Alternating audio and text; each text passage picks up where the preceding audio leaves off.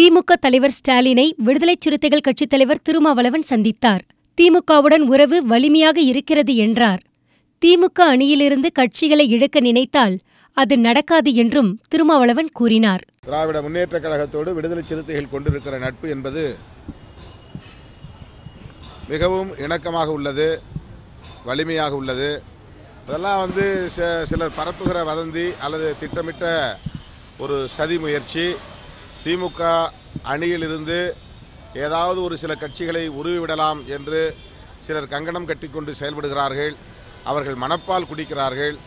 அவர்களால் அதை செய்ய முடியாது, சாதிக்க முடியாது. திமுக கூட்டணியில் காங்கிரஸ், மதிமுக, விசிக கட்சிகள் இல்லை என்று துரைமுருகன் கூறுகிறார். அவரது கருத்து வைகோவை அப்செட் ஆக்கியிருக்கிறது. திருமாவளவனோ திமுக அணியில் விடுதலைச் சிறுத்தைகள் இருப்பதாக கூறுகிறார்.